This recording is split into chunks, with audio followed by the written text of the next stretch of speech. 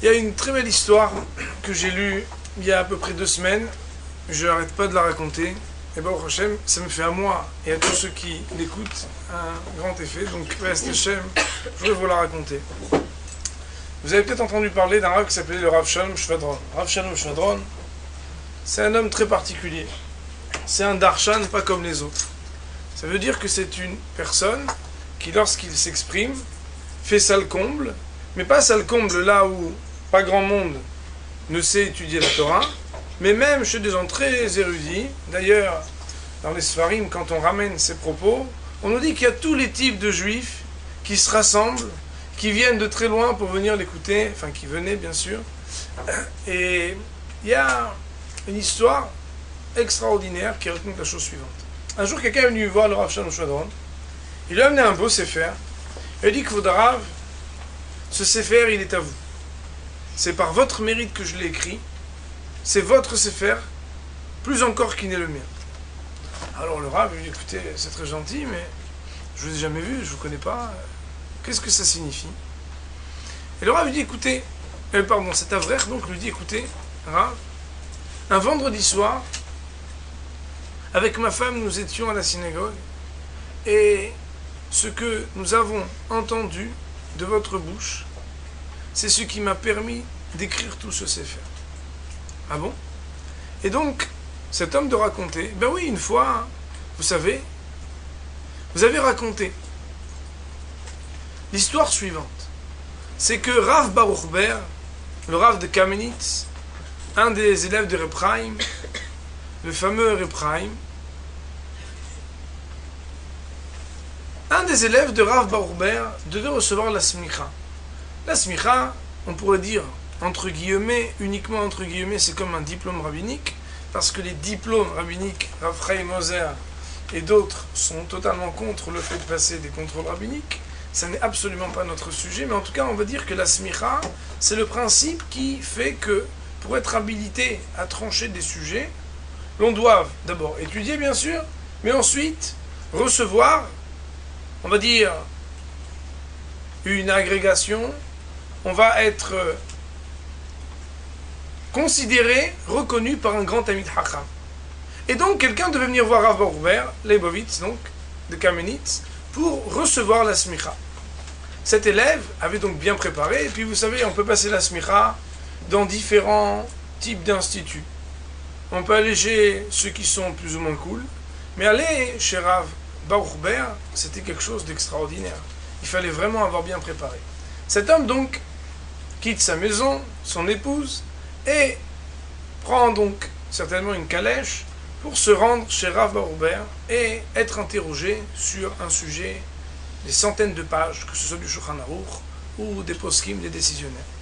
Il arrive, et à sa grande surprise, eh bien Rav Baruch Ber lui dit, vous savez, je suis désolé, mais en ce moment nous avons quelques préoccupations communautaires.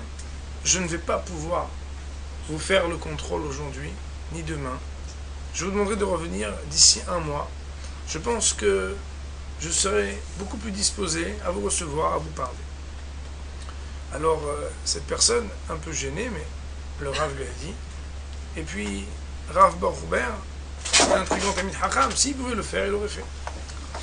Alors, il repart, et puis quand il est à peine sorti, Rav Baruch Ber de dire, Oi vavoy, oi vavoy li. Malheur à moi, littéralement. J'ai fait honte à un Talmid Chacham. J'ai fait honte à un homme de Torah.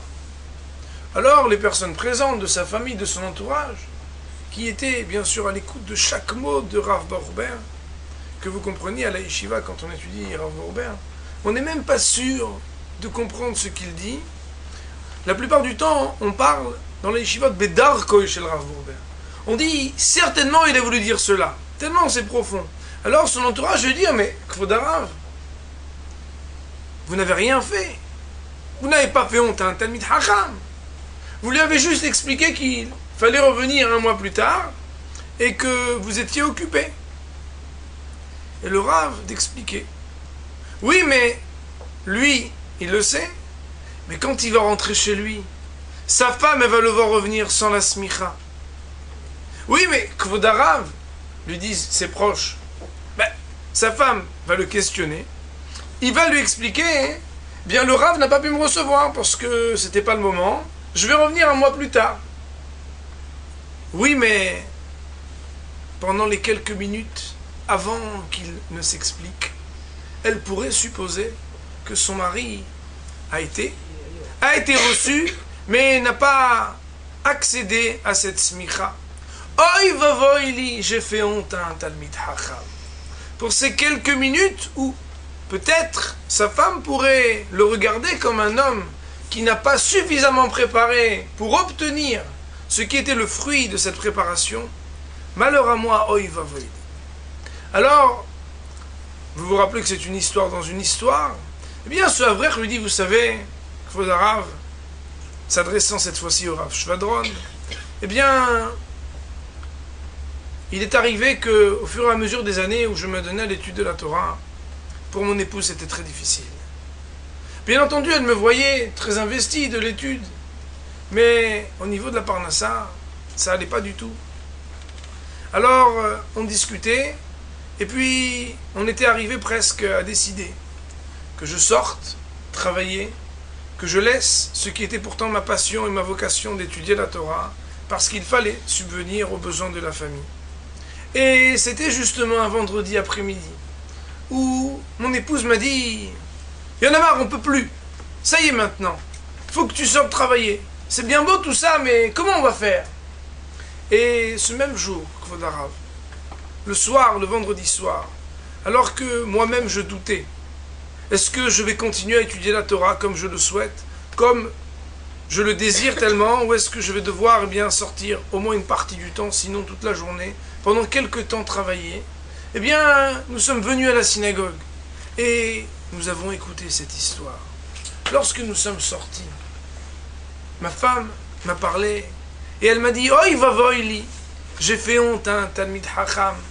J'ai déconsidéré ton amour pour la Torah parce que je n'avais pas assez de bitachon.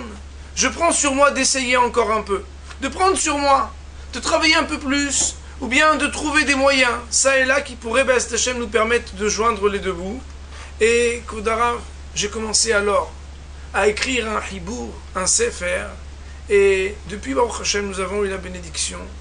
Et voilà, ce sefer, eh bien, ce sont des années d'études qui sont dues à ce que vous avez pu une fois raconter une belle histoire, donner de beaux enseignements qui ont pu nous convaincre, à moi et à mon épouse, que je continue à m'adonner à l'étude de la Torah. Ce sefer, il est à vous, je vous l'offre, Kvod Harav.